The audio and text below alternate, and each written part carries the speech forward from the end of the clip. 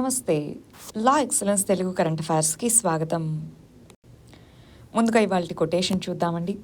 Planning అనేది మనం ఇంకే పని చేయాలన్నా, మనకి ఇంకే స్కిల్ ఉన్నా లేకున్నా ప్లానింగ్ అనేది మిగిలిన అబిలిటీస్ అన్నిటికీ తోడవ్వాల్సిందే అని చెప్తున్నారు. ఒక ప్లాన్ అనేది ఉంటేనే ఏదన్నా మనం అచీవ్ చేయాలి అనుకుంటే, లాంగ్ టర్మ్లో మనకు ఒక క్లియర్ విజన్ ఉండాలి అంటే దానికి ఒక ప్లాన్ అనేది ఉండాలి. ప్లాన్ వేసుకోవడమే కాదు, ఆ ప్లాన్ని ఎగ్జిక్యూట్ చేయగలగాలి. అంతేనా? ముందుగా నేను ఇచ్చిన క్వశ్చన్స్కి ఆన్సర్స్ చూసి ఆ తర్వాత వాళ్ళ ఆర్టికల్స్లోకి వెళ్దామండి. ఫస్ట్ క్వశ్చన్, రీసెంట్గా మన ఇండియా చైనా మధ్య కాన్ఫ్లిక్ట్కి సంబంధించింది. అరుణాచల్ ప్రదేశ్లో కొన్ని ప్లేసెస్ యొక్క నేమ్స్ని చైనా అనేది రీనేమ్ చేసుకుంది. అంటే వాళ్ళ అఫీషియల్ డాక్యుమెంట్స్లో వాళ్ళు ఆ పేర్లతో పిలవబోతున్నారు. మరి ఆ కంటెక్స్లో 2 స్టేట్మెంట్స్ ఇచ్చి ఏది కరెక్టో చెప్పమంటున్నారు. ఫస్ట్ది, చైనా అనేది మెక్మోహన్ లైన్ని ఇల్లీగల్ మరియు అన్యాక్సెప్టబుల్గా కన్సిడర్ చేస్తుంది అంటున్నారు. అవునా? 1914లో షిమ్లాలో జరిగిన కాన్ఫరెన్స్లో టిబెటన్ రిప్రజెంటేటివ్స్, బ్రిటిష్ రిప్రజెంటేటివ్స్ కలిసి చేసుకున్నారు. సో ఈ మెక్మోహన్ లైన్ని మేము యాక్సెప్ట్ చేయము అన్నదే చైనీస్ యొక్క వాదన. సో ఒకటోది కరెక్టే. రెండోది, చైనా అనేది ఓన్లీ నదన్ అరుణాచల్ ప్రదేశ్ని మాత్రమే సౌత్ టిబెట్గా డిక్లేర్ చేస్తూ క్లెయిమ్ చేస్తూ ఉంటుంది అంటున్నారు. అవునా? కాదు. నదన్ టిబెట్ ఒక్కటే కాదు, నదన్ అరుణాచల్ ప్రదేశే కాదు, ఎంటైర్ అరుణాచల్ ప్రదేశ్ వాళ్ళదే అన్నది వాళ్ళ క్లెయిమ్. సో ఆన్సర్ ఏ, 1 ఓన్లీ. సెకండ్ క్వశ్చన్ చూడండి. ర్యాపిడ్ యాంటీజెన్ టెస్ట్, దీనికి సంబంధించి దాని యొక్క అడ్వాంటేజెస్ ఏంటి అన్నాం. నిన్న మనము rapid antigen test, RTPCR test ఇలాగా ఉన్నటువంటి టెస్ట్లలో వాటి అడ్వాంటేజెస్ ఏంటి? మరి ర్యాపిడ్ యాంటీజెన్ టెస్ట్ త్వరగానే జరుగుతుంది. ఎస్. యాక్యురసీ అనేది ఉంటుందా అండి? యాక్యురసీ దీనికి తక్కువ, అది దాని అడ్వాంటేజ్ కాదు. కాస్ట్ తక్కువ, లాజిస్టిక్స్ అంటే ఈజీగా క్యారీ చేయొచ్చు, ఎక్కడన్నా కండక్ట్ చేయొచ్చు. సో 1, 3, 4 అనేది ఆన్సర్. యాక్యురసీ అన్నది ఫాల్స్ నెగిటివ్స్, ఫాల్స్ పాజిటివ్స్ వచ్చే అవకాశం ఉంది కాబట్టి యాక్యురసీ అంత ఎక్కువగా ఉండదు. Answer D. మరి మన ఫస్ట్ ఇష్యూ గవర్నెన్స్ మరియు ఎస్ఎన్టీకి సంబంధించింది. ఇండియాలో అడోలసెంట్స్ 15 సంవత్సరాలు పైబడిన వాళ్ళకి వ్యాక్సిన్స్ అనేది ఇస్తూ ఉన్నారు. మరి ఇండిజినస్గా భారత్ బయోటెక్ కంపెనీ ద్వారా తయారు చేయబడ్డటువంటి కోవాక్సిన్ అనే దాన్ని వీళ్ళకిస్తున్నారు. రెండో డోజ్ అనేది 28 రోజుల తర్వాత ఇస్తాము అన్నట్టుగా చెప్పారు. 40 లక్షల మంది దేశవ్యాప్తంగా మొదటి రోజునే ఈ 15 సంవత్సరాల నుంచి 18 సంవత్సరాల లోపు ఉన్న వాళ్ళు ఫస్ట్ డోజ్ని తీసుకోవడం జరిగింది అంటున్నారు. మరి ఈ కంటెక్స్లో ఆర్గ్యుమెంట్స్ ఏంటి అంటే, ఓన్లీ కోవాక్సినే కాకుండా కోవాక్సిన్ యొక్క తయారీ అనే దానికి లిమిటేషన్స్ అనేవి ఉంటాయి కదా. ఇప్పటి వరకు దేశవ్యాప్తంగా తీసుకున్నటువంటి వ్యాక్సిన్స్లో కోవాక్సిన్ ఓన్లీ 10% మాత్రమే, మిగిలినవి కోవిషీల్డ్ వివిధ రకాలనే ఉన్నాయి. మరి ఆ కంటెక్స్లో ఓన్లీ కోవాక్సిన్ని మాత్రమే ఈ యంగ్ అడోలసెంట్స్కి అని అలో చేయడం కాకుండా మిగిలిన వాటిలో కూడా ఏవైనా అడోలసెంట్స్లో వీటిలో ఎఫెక్టివ్ అని ప్రూవ్ అయితే క్లినికల్ ట్రయల్స్లో వాటిని కూడా అలో చేయాలి. అంటే డైవర్సిటీ ఆఫ్ వ్యాక్సిన్ని అలో చేయాలి, డైవర్సిఫై చేయాలి. అది ఇక్కడ చెప్తున్నటువంటి ఆర్గ్యుమెంట్. దీని రిలేటెడ్గా ఇంకొన్ని ఆర్టికల్స్ ఉన్నాయి, అవి కూడా చూద్దామా? దీన్ని సైన్స్ అండ్ టెక్నాలజీ కింద చదువుకుందాం. ఇప్పుడు వ్యాక్సిన్ బూస్టర్స్ 2 ప్యారలల్గా జరుగుతున్నాయి. ఒకటేమో వ్యాక్సిన్ బూస్టర్స్, రెండోది అడోలసెంట్స్కి వ్యాక్సిన్స్. అడోలసెంట్స్కి వ్యాక్సిన్స్కి సంబంధించి ఇప్పుడే మనం చదువుకున్నాం. కోవాక్సిన్ అనే దాన్ని మాత్రమే ఇస్తున్నాము, వ్యాక్సిన్ డైవర్సిటీ పెంచాలి అన్నది ఇంకొక ఆర్గ్యుమెంట్గా ఉంది. సరే, మరి ఈ కంటెక్స్లో మరి వ్యాక్సిన్ బూస్టర్స్కి సంబంధించి చూద్దాం. వ్యాక్సిన్ బూస్టర్స్ని 2 రకాలుగా డివైడ్ చేయొచ్చు. Homologous vaccine booster, heterologous vaccine booster అని.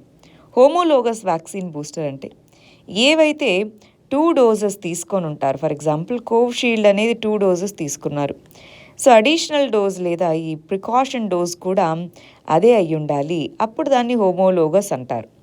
అలా కాకుండా హెటెరోలోగస్ అంటే 2 డోసెస్ అనేవి వేరే దానికి సంబంధించి ఇంకొకటి డిఫరెంట్, అంటే కోవిషీల్డ్ తీసుకొని ఇది కోవాక్సిన్ తీసుకోవడం అలా తీసుకుంటే హెటిరోలోగస్. హెటిరో అంటే డిఫరెంట్, హోమో అంటే సేమ్, అలాగ బూస్టర్స్ అనేవి ఉంటాయి. మనకి national technical advisory group on immunisation అనేది బూస్టర్ డోసెస్ ఎవరికి ఇవ్వాలి ఏంటి అని చెప్పింది. సో దానికి సంబంధించి జనవరి 16 నుంచి బూస్టర్ డోసెస్ ఇస్తున్నారు. 15 నుంచి 18 ఏళ్ల గ్రూప్లో ఉన్న వాళ్ళకి కోవాక్సిన్ ఇస్తున్నారు. దీన్ని డైవర్సిఫై చేయండి అన్న ఒక ఆర్గ్యుమెంట్ అయితే ఉంది. రెండోది ఇప్పుడు ఈ అడిషనల్ డోస్కి బూస్టర్ డోస్కి ఏంటి డిఫరెన్స్, అది క్వశ్చన్ కదా. రెండు ఒకటేనా? బూస్టర్ డోస్ అన్నా అడిషనల్ డోస్ అన్నా రెండు ఒకటేనా? కాదు. దేంటి డిఫరెన్స్? బూస్టర్ డోస్ అంటే ఆల్రెడీ ఇమ్యూనిటీ అనేది డెవలప్ అయ్యి ఆ న్యూట్రలైజింగ్ యాంటీబాడీస్ తగ్గుతూ వస్తాయి. మన బాడీలో ఇమ్యూనిటీ అంటే ఏంటి? న్యూట్రలైజింగ్ యాంటీబాడీస్ అనేవి తయారవ్వాలి, అంతేనా అండి? ఆ న్యూట్రలైజింగ్ యాంటీబాడీస్ అనేవి తగ్గుతూ వచ్చినప్పుడు ఆ యాంటీబాడీస్కి ఇమ్యూన్ మెమరీ పెంచేందుకు మనం తీసుకొని వచ్చేటటువంటి డోస్ని బూస్టర్ డోస్ అని పిలుస్తారు. అలా కాకుండా మరి అడిషనల్ డోస్ అంటే ఏంటి? For example healthy individual 2 doses తీసుకుంటే ఇమ్యూనిటీ సరిగా లేని వాళ్ళకి, అంటే ఇమ్యూనో డెఫిషియన్సీ లేదా ఇమ్యూన్ సిస్టమ్ సరిగా పనిచేయట్లేదు లేదా అలా ఉన్న వాళ్ళకి, ఇమ్యూనిటీ అనేది డెఫిషియన్సీ ఉన్న వాళ్ళకి ఇంకా అడిషనల్ డోస్ అనేది ఏదైతే ఇస్తారో దాన్ని ఇంకొక ఎక్స్ట్రా డోస్ని అడిషనల్ డోస్ అంటారు. మరి బూస్టర్ డోస్ అన్నది లిమిటెడ్ మాత్రమే ఉంటుంది. మనము ఫస్ట్ 2 డోసెస్ తీసుకున్నంత ఉండదు. బూస్టర్ డోస్ అన్నది పర్సంటేజ్ ఆఫ్ తీసుకోవడం అనేది తక్కువ. అంటే మనం తీసుకున్న ఫర్ ఎగ్జాంపుల్ ఇన్ని ఎంజీస్లో తక్కువ ఉంటుంది. అడిషనల్ డోస్ అంటే క్వాంటిటీ బూస్టర్ డోస్కి ఈసారి తక్కువ తీసుకుంటారు, కానీ అడిషనల్ డోస్ అంటే సేమ్ క్వాంటిటీని తీసుకుంటారు. ఇలాగ డిఫరెన్సెస్ ఉన్నాయి. ఇక్కడ బూస్టర్ డోసెస్ ఇవ్వడం కొంతవరకు ఈజీనే. అడిషనల్ డోస్ ఇవ్వాలి అంటే ఎవరు ఎలిజిబుల్, ఎవరికి ఇమ్యూనో డెఫిషియన్సీ ఉందని ఐడెంటిఫై చేయాలి. అది కంపారిటివ్లీ కొంచెం కష్టము. నెక్స్ట్ ఇష్యూ ఇంటర్నేషనల్ రిలేషన్స్కి సంబంధించింది. పాంగాంగ్ సో లేక్, లదాఖ్లోని పాంగాంగ్ సో లేక్ మీద చైనా అనేది బ్రిడ్జ్ని కన్స్ట్రక్ట్ చేస్తున్నట్టుగా మనకు శాటిలైట్ ఇమేజెస్ చూపిస్తున్నాయి. ఇండియా అనేది ఈ పాంగాంగ్ సో లేక్ ఎక్కడుందో చూసి ఆ తర్వాత ఈ శాటిలైట్ ఇమేజెస్ చూద్దాం. ఇదిగోండి, ఇది పాంగాంగ్ సో లేక్ యొక్క లొకేషన్. పాంగాంగ్ సో లేక్ అనేది LACకి ఇటువైపున 1/3 వంతు, అంటే ఇండియా సైడ్ 1/3 కంట్రోల్ ఉంది, మిగిలిన 2/3 అంతా కూడా చైనా యొక్క కంట్రోల్ ఉంది. ఈ రెడ్ లైన్ ఉందా, దీన్ని LAC line of actual control అని మనం పిలుస్తాము. లైన్ ఆఫ్ యాక్చువల్ కంట్రోల్ అని. సో మరి ఈ లేక్ అనేది పాంగాంగ్ సో లేక్ అనేది వరల్డ్లోనే హైయెస్ట్ సెలైన్ లేక్గా చెప్తాము. ఇది గ్లేషియల్ మెల్ట్ వల్ల ఫామ్ అయినటువంటిది, రైట్. దీన్ని చాంగ్ చెన్మో రేంజ్ అనేది దీని చుట్టూ అనేది ఉంది. ఈ పర్టికులర్ లేక్ చుట్టూ ఫింగర్స్ అని పిలుస్తాము. అంటే అది కొండల మధ్యలో ఇలా ఉండడం వల్ల ఇలా వచ్చినప్పుడు దీన్ని ఫింగర్ 1, ఫింగర్ 2 ఇలాగా మనం ఫింగర్ ఏరియాస్ అని కూడా పిలుస్తాము. మరి లాస్ట్ ఇయర్ నుంచి కూడా LAC దగ్గర మన కాన్ఫ్లిక్ట్ ఉంది. అక్కడ తన పాట్రోలింగ్ కెపాసిటీస్ వీటిని పెంచుకోవడానికి LACకి తన వైపు ఉన్నటువంటి ఏరియాలో ఒక బ్రిడ్జ్ని నిర్మిస్తూ ఉంది. దానికి సంబంధించిన శాటిలైట్ ఇమేజెస్ బయటపడ్డాయి అంటున్నారు. ఆల్రెడీ ఇప్పుడు కాన్ఫిడెన్స్ బిల్డింగ్ మెజర్స్ అనే వాటి కోసం ప్రయత్నిస్తున్నారు, 2 దేశాల మధ్య అపోహలు ఇవి లేకుండా. కానీ ఇలాంటివన్నీ కూడా మళ్ళీ 2 దేశాల మధ్యలో డిస్ప్యూట్ని పెంచుతాయి. మనం రీసెంట్గా చూస్తే అరుణాచల్ ప్రదేశ్లోనూ నేమింగ్ మార్చడం, దీనివల్ల ఒక డిస్ప్యూట్ అనేది మొదలవుతే, అంతకుముందు LAC కాన్ఫ్లిక్ట్ దగ్గర ఉన్నటువంటి ఇష్యూస్ ఇంకా కంప్లీట్గా సాల్వ్ అవ్వలేదు. మళ్ళీ ఈ విధమైనటువంటివి ఇంకా కాన్ఫ్లిక్ట్ని పెంచుతాయి, అంతేనా అండి? నెక్స్ట్ ఇష్యూ ఎకానమీ మరియు ఇంటర్నేషనల్ రిలేషన్స్కి సంబంధించింది. దేవాస్ అనే ఒక కంపెనీ మన ఇండియన్ గవర్నమెంట్ చెల్లించాల్సిన మనీ ఒకటి ఉంది. దాన్ని చెల్లించినందుకు గాను ఎయిర్పోర్ట్స్ అథారిటీ ఆఫ్ ఇండియా యొక్క అసెట్స్ కెనడాలో ఉన్న వాటిని $30 మిలియన్ వరకు అవి సీజ్ చేసుకుంది, కెనడా యొక్క కోర్టు యొక్క ఆర్డర్స్ ప్రకారం అంటున్నారు. అసలు గవర్నమెంట్ దానికి ఎందుకు చెల్లించాలి, అసలు ఇదేంటో ఒకసారి చూద్దామా? మనకి డిపార్ట్మెంట్ ఆఫ్ స్పేస్ కింద యాంథ్రిక్స్ అనే ఒక కంపెనీ ఉంది. ఈ యాంథ్రిక్స్ అనే కంపెనీ మనకి కమర్షియల్ డీల్స్ని తీసుకొని వస్తుంది. స్పేస్ లాంచెస్ వాటిన్నిటి నుంచి వచ్చినటువంటి ఏవైతే సర్వీసెస్ ఉంటాయి వాటిని ఏమైనా కమర్షియల్ కంపెనీస్ వాడుకోవాలనుకుంటే డీల్స్ తీసుకొస్తాయి. అలాగ జనవరి 2005లో దేవాస్ అనే మల్టీమీడియా కంపెనీ అది యాంథ్రిక్స్తో మరి అగ్రిమెంట్ చేసుకుంది. ఈ ఫ్రీక్వెన్సీలో మాకు ఇంత శాటిలైట్ సర్వీసెస్ కావాలని. 2011లో ఈ అగ్రిమెంట్ అనేది కరప్షన్ వీటన్నిటిని ఇన్వాల్వ్ అయ్యింది అని చెప్పి అగ్రిమెంట్ని క్యాబినెట్ క్యాన్సిల్ చేసింది. దాంతో దేవాస్ అనే కంపెనీ ఇంటర్నేషనల్ కోర్ట్ని ఆర్బిట్రేషన్కి రీచ్ అయిందనమాట. అప్పుడు ఐసీసీ అనేది దేవాస్ మల్టీమీడియా వైపు నుంచి ఏ తప్పు లేదు, యూనిలేటరల్గా వాళ్ళు ఎందుకు క్యాన్సిల్ చేస్తారు? సో యూనిలేటరల్గా క్యాన్సిల్ చేయడం అన్నటువంటిది పర్మనెంట్ కోర్ట్ ఆఫ్ ఆర్బిట్రేషన్ ప్రకారము బైలేటరల్ ఇన్వెస్ట్మెంట్ ట్రీటీకి వైలేషన్. మారిషస్ మరియు ఇండియా మధ్యలో బైలేటరల్ ఇన్వెస్ట్మెంట్ ట్రీటీ ఉంది. ఈ దేవస్ అనే కంపెనీ మారిషస్ గుండా వచ్చింది కాబట్టి ఇది మరి బైలేట్ చేసినట్టు కదా, వాళ్ళిద్దరి మధ్య ఉన్న బిఐటి అని చెప్పింది. అయితే పీసీఏ అన్నది మారిషస్కి సంబంధించినటువంటి వాళ్ళు ఎవరైతే ఇన్వెస్టార్స్ దేవాస్లో ఉన్నారో వాళ్ళకి ఫేవర్గా రూలింగ్ అనేది ఇచ్చింది. ఆ తర్వాత యుఎస్ ఫెడరల్ కోర్ట్ అనేటటువంటిది ఐసీసీస్ వర్డిక్ట్ ఏదైతే ఉందో సో దాన్ని అప్హోల్డ్ చేస్తూ 1.2 బిలియన్ అనేది యాంథ్రిక్స్ కంపెనీ కట్టాలి అంది. మనం ఏమన్నాము, యాంథ్రిక్స్ కంపెనీ అనేది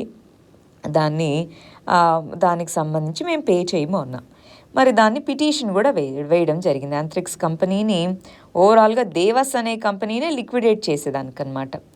ఎన్సిఎల్టీ అన్నది లిక్విడేటర్ని వీటన్నిటినీ చూస్తూ రావడం మొదలుపెట్టింది. ఆ టైంలో దేవస్ అనే కంపెనీయే ఉండకూడదు అని ఇండియాలో. కానీ ఇంటర్నేషనల్గా చూస్తే మీరు మాకు ఇంత కట్టాలి కదా, మీరు కట్టకపోతే మీ ఆస్తులు ఏవైతే ఇంటర్నేషనల్గా ఉన్నాయో వాటిని సీజ్ చేసుకుంటామని ముందు కూడా చెప్పినట్టుగా కెనడా కోర్టు నుంచి ఈ ఆర్డర్స్ని తెచ్చుకోవడం జరిగింది. ఇలాంటి విషయాల్లో మరి గవర్నమెంట్ అనేది మాట్లాడుకొని దీన్ని సామరస్యంగానే సాల్వ్ చేసుకుంటే బాగుంటుంది, అంతేనా? నెక్స్ట్ ఇష్యూ సైన్స్ అండ్ టెక్నాలజీకి సంబంధించింది. ఇస్రో అనేది మల్టిపుల్ స్పేస్ మిషన్స్ని 2022లో లాంచ్ చేయబోతుంది అంటున్నారు. అవి ఏమేమి ఉన్నాయి అది ఇంపార్టెంట్ అండి. ఏ మిషన్స్ మీద ఇయర్ ఫోకస్ చేయబోతుంది ఇస్రో అనేది?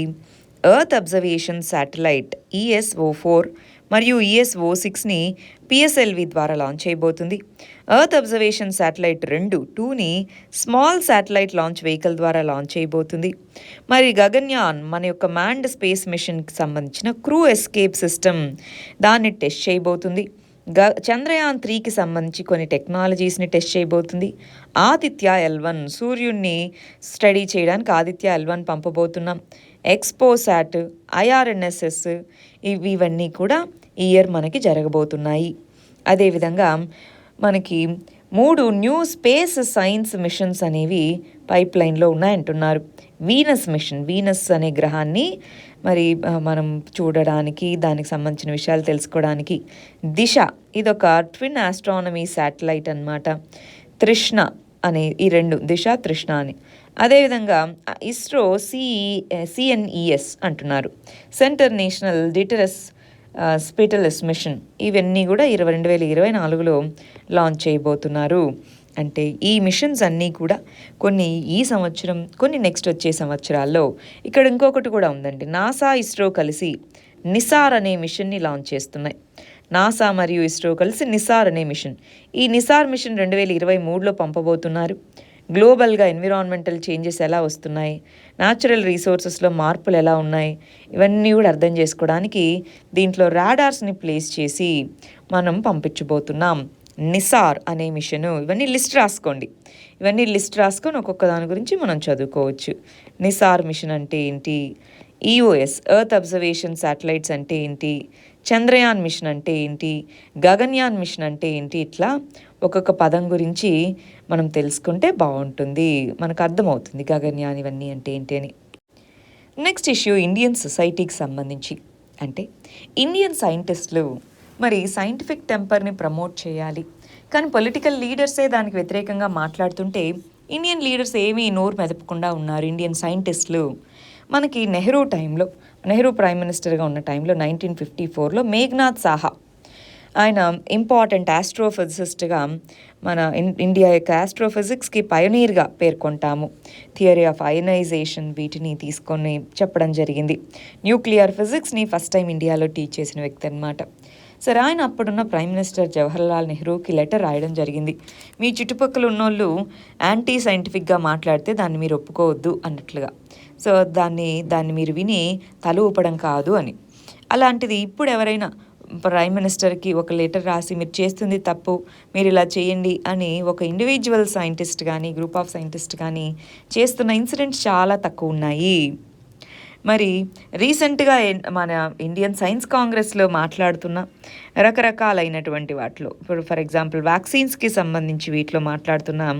వీటన్నిటిలో కూడా మరి మన మినిస్టర్సే, యూనియన్ మినిస్టర్సే డార్విన్ థియరీ అనేది తప్పని చెప్పడము, డిఎన్ఏ అనేది ఒకేలాగా ఉంది అంటే, డిఎన్ఏ అనేది మనం వివిధ జాతులు కలిసినటువంటి దేశం మనది, వివిధ రేసెస్ కలిసిన దేశం, డిఎన్ఏ మార్పు ఉంది, అది లేదు అని చెప్పడం.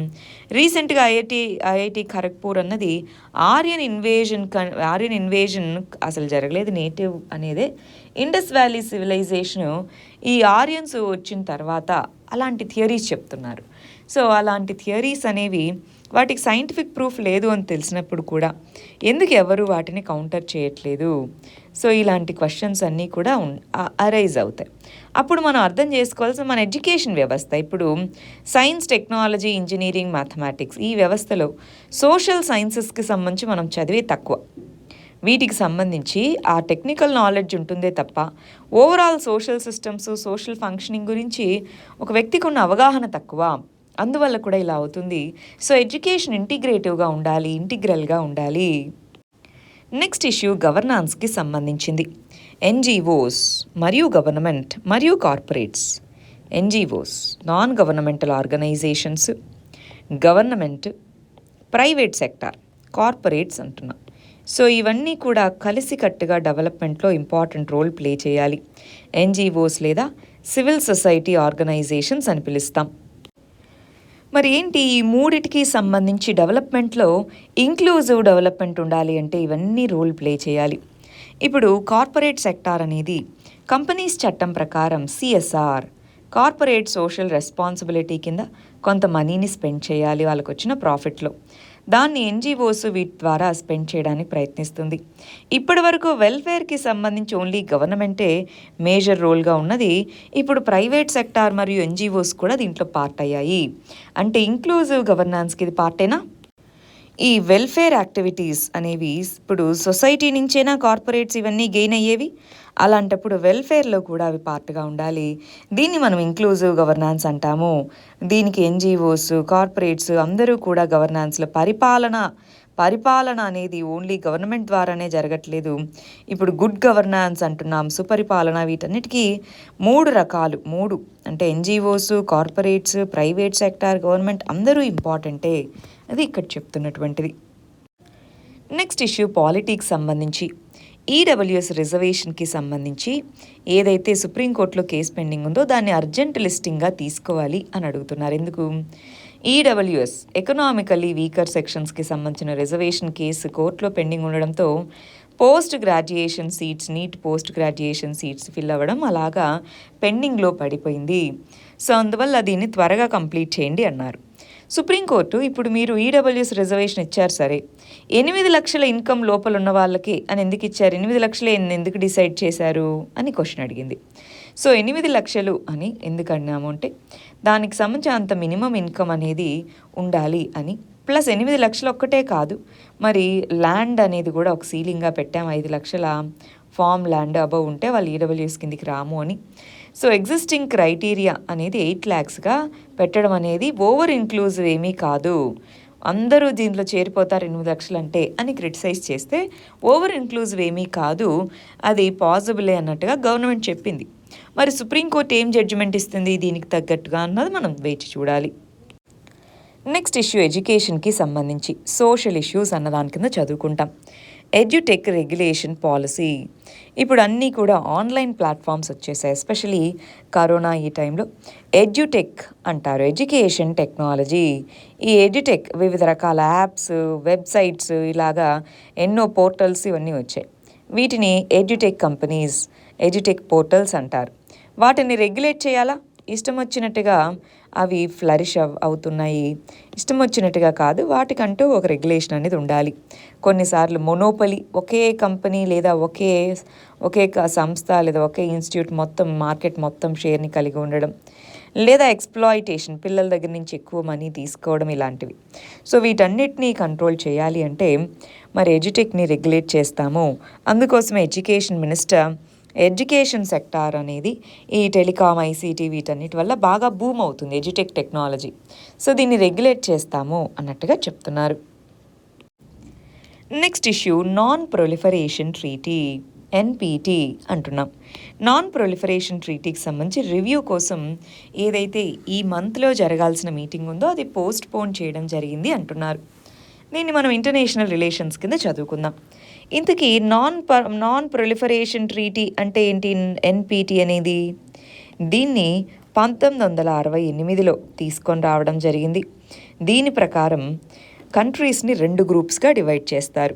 ఒకటి nuclear weapon countries, nuclear weapons ఉన్న కంట్రీస్ ఆల్రెడీ అగ్రిమెంట్ టైంకే ఉంటాయి వాళ్ళ దగ్గర.